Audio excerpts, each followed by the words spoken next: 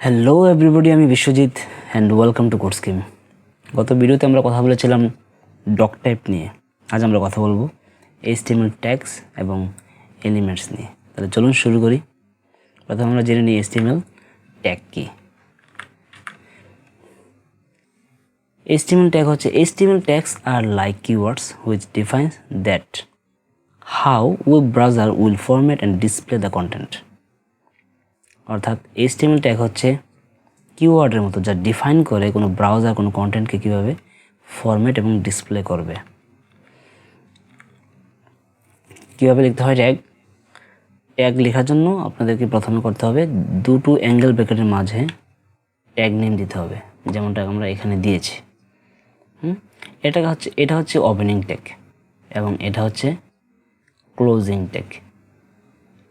ঠিক আছে, opening tag এবং ক্লোজিং ট্যাগের মধ্যে পার্থক্য শুধু একটাই, শুধু একটা ফরওয়ার্ড স্ল্যাশ দিতে হবে, বাকি সব কিছু ঠিক আছে। যেমন এখানে যে নাম দিবেন এখন ঠিক একই নাম দিতে হবে। এটা যদি হয় পি তাহলে এখানে পি, এটা যদি হয় H1 এটা H1।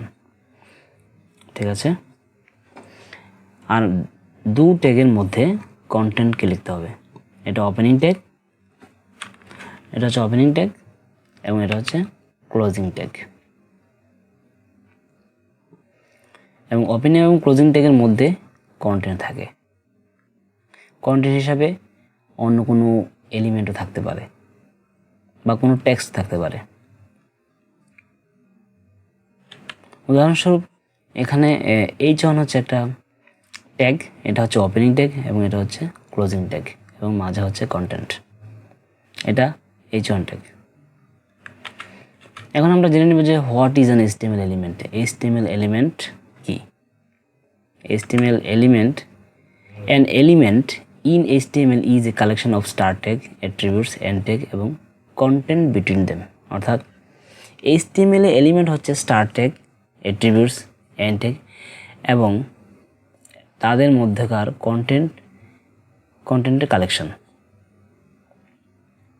যেমন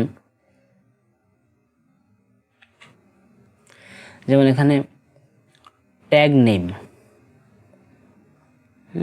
এটা হচ্ছে ওপেনিং ট্যাগ, এটা হচ্ছে ক্লোজিং ট্যাগ এবং ওপেনিং ট্যাগের মধ্যে হচ্ছে অ্যাট্রিবিউট, এটা হচ্ছে অ্যাট্রিবিউট। যেমন এখানে নেম এবং ভ্যালু। অ্যাট্রিবিউট নিয়ে আমরা এখনও পড়িনি, অ্যাট্রিবিউট নিয়ে আমরা পরবর্তী ভিডিওতে আলোচনা করব।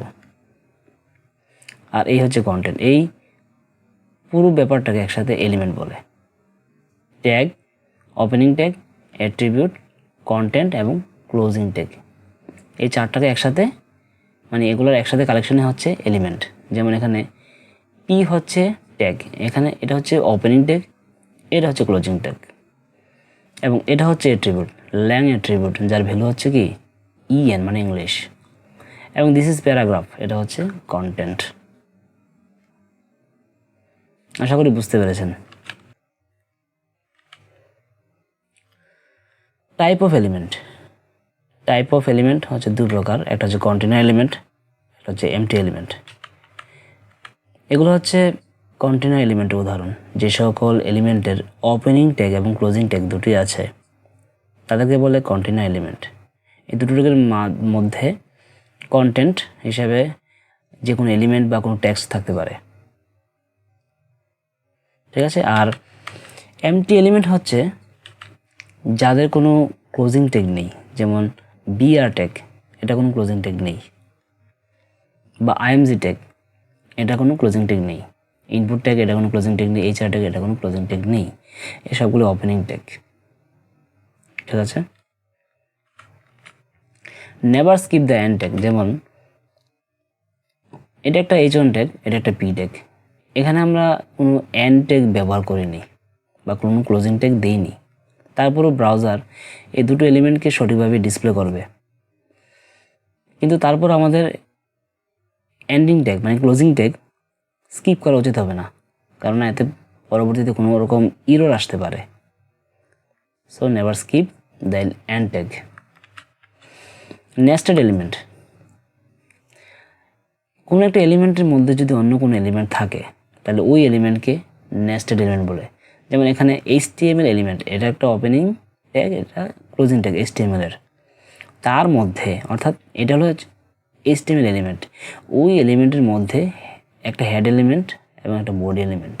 যদি কোনো এলিমেন্টের মধ্যে একটা এলিমেন্ট থাকে তাহলে এই HTML এলিমেন্টের মধ্যে একটা হেড এলিমেন্ট আছে, একটা বডি এলিমেন্ট আছে, তাহলে এই দুটো এলিমেন্টকে বলা হবে নেস্টেড এলিমেন্ট।